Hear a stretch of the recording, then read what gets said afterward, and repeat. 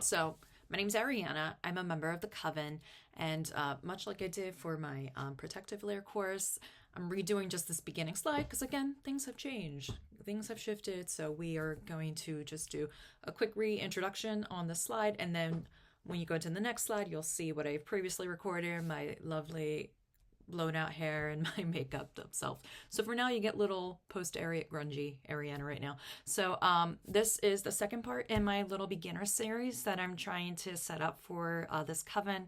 This is focusing on the art of centering. What is centering? How do we do it? Why is it important? Much like the protective layer stuff.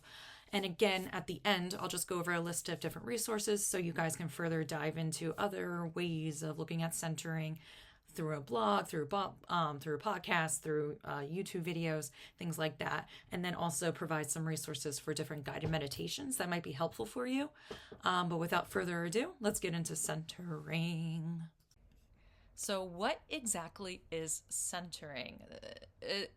You'll hear people say, oh, it's like grounding. So grounding and centering are two different things. When you do centering work, it is a meditation oftentimes that we do before any kind of spell work to kind of make sure that we ourselves are prepared and ready to kind of start manipulating these different energies around us. So centering is kind of stilling oneself to do that energy work. You are kind of calming all this crazy energy and kind of stilling it, and then kind of wholly focusing everything that you would like to do on that spell work. So instead of going into like a candle scrying spell work, instead of focusing on, oh, I have to go food shopping after this, oh, what's my kid doing, oh, what's my niece or nephew gonna do next week, instead of having all these thoughts kind of racing through our brains, you center, so then you kind of calm all those thoughts and focus just on what you want to do that spell work, so you're not bringing in all that extra energy into that spell work. You kind of want to kind of neutralize everything. I just finished doing everything for the protection, the laying circle course. You're kind of neutralizing all the energies within yourself and kind of creating your mind to focus exactly what you need to do within this spell work. So why is centering important? We want to kind of start to develop this idea of a ritual mindset when we come to our spell work. Kind of like that muscle memory, like if you hear of athletes, they kind of, their brain just automatically does something because they've done so many drills to kind of make their body prepare to spring into a certain motion with stuff. We kind of want to do that with our own mindset during spell work. This is called a ritual mindset. You kind of prepare yourself to kind of sit down and wholly focus on what you're trying to do. So the idea is that ritual mindset is the attitude that you are in when you are doing the actual spiritual work. And you kind of want to make sure that this mindset that you're in is calm and focused. Because if you're focusing on other things coming in and affecting your spell work, like you're focusing on what you have to do tomorrow, if you're focusing on how upset you were at work, if all that other stuff is going on while you're doing the spell work, that can start to bring in that negative energy, that anxiety, that trepidation can start to influence what you're working on, whatever energy you're trying to work with within your spell work. And obviously we don't want that. We want to make sure that what we're working on is what we want to be working on. So you want to make sure that you center to kind of get the brain focusing on what you want to focus on instead of worrying about all this other kind of stuff that's going on. So the idea of centering will help dispel all these outside influences so you can achieve that ritual calmness and focus to make sure that what we're working on is effective. And we want to achieve what we call ritual stillness. So your mind is totally clear from everything else that's going on within your world. And again, you're honing in on what you need.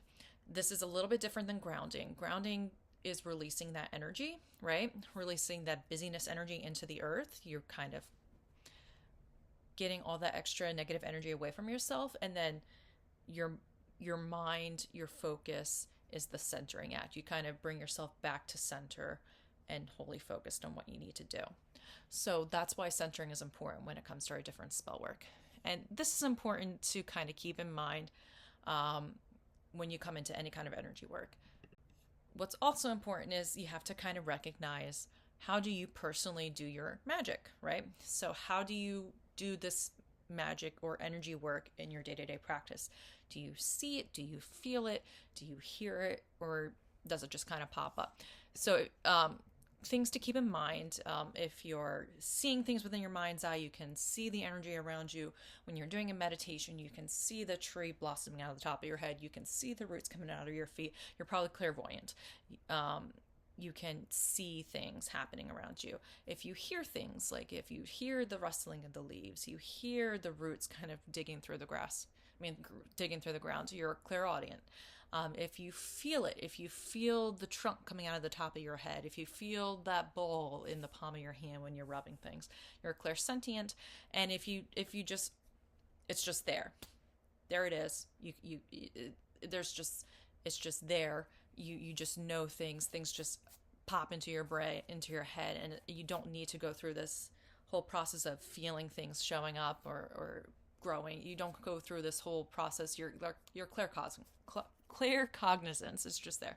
So recognizing how you personally see magic will not only help you within your spell working, but it will also help you kind of figure out what may be the best technique for you to get your brain to focus for that centering work.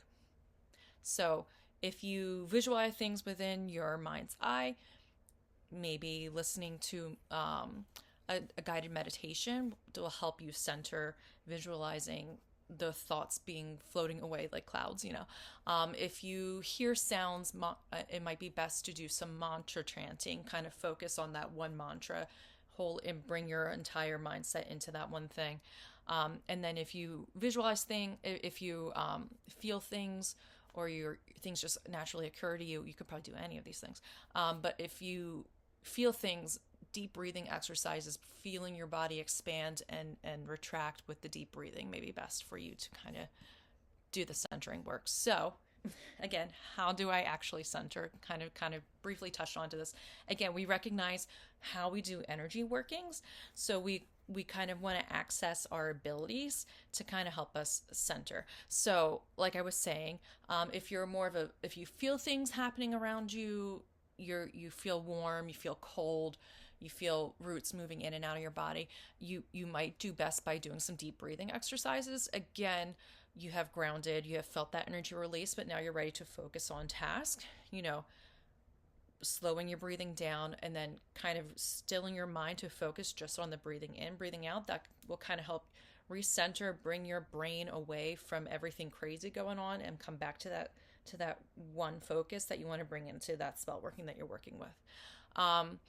If you are an audient person, if you hear things, if you do best by hearing things, mantra chanting, again, choosing one mantra that would be a focal point for you during that spell work that kind of will help guide you during that spell work. You can do some mantra chanting.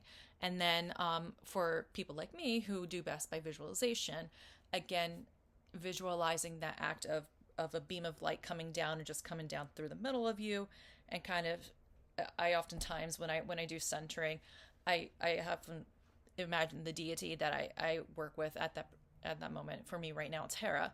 I can see her come down behind me, and we both kind of straighten up, and we kind of are like, okay, now we're focused and we're ready to go. So it is a visualization exercise that I go through where I have grounded, and now I'm going to center, and we are in ritual mindset, and we go. It does take practice to do this, so I recommend going through some meditation exercises to kind of get used to accessing that ritual mindset, that centered focus, to kind of make sure it's easier and easier, like that muscle memory when you go in to do spell work. Again, it's important that we have ourselves focused, so then we kind of make sure that the spell work that we're doing does exactly what we want it to do.